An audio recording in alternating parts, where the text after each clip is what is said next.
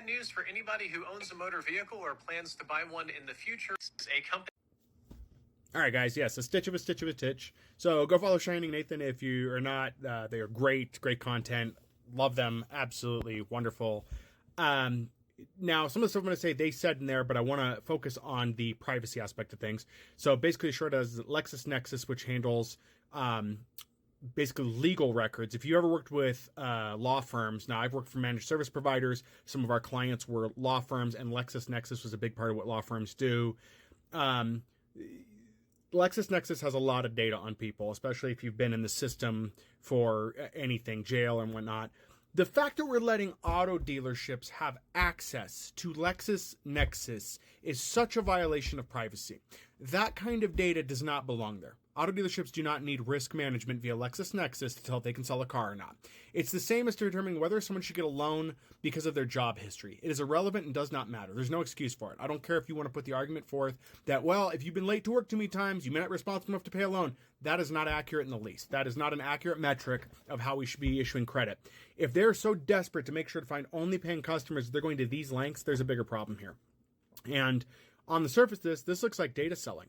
Look, I wouldn't trust an auto salesman with my medical records or anything else. Why would I want them to have that kind of record? And it's not a point of hiding anything. We already have a problem in this country where people are already being treated differently because they may have gone to jail for something that's not that hefty of a crime, which is ridiculous. So they're not only going to get to see, what you've done, but possibly how long you served for it and anything else. That's none of their business. Okay? I've worked in an auto dealership. I've seen how the salespeople are. There are some good ones. There are a lot of bad ones. The rate of churn or turnover for auto salespeople is ridiculous. These people should not have access to LexisNexis. How much data do you need to sell a car?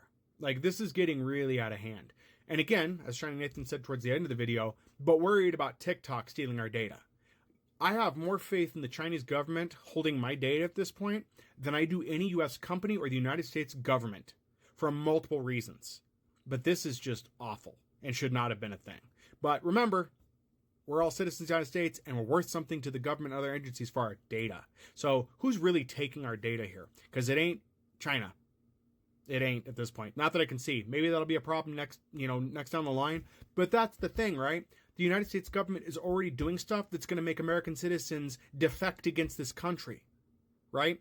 Why would I want to follow what this country wants if they're not going to uphold my rights? Where's my freedom of speech? Where is my privacy? Where is all of that? And it's just non-existent. It's not something that's happening anymore. I'm not really allowed to say what I want except for this app. At least my videos get out here. At least the views are consistent.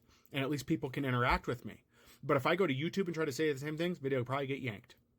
If I put it on any Meta platform and it doesn't jive with who's paying Meta, I guess I'm just not going to get my view out there, am I?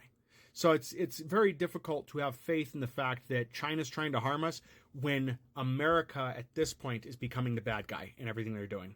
Anyway, guys, what are your thoughts on this? And what do you think of LexisNexis being available to auto dealerships?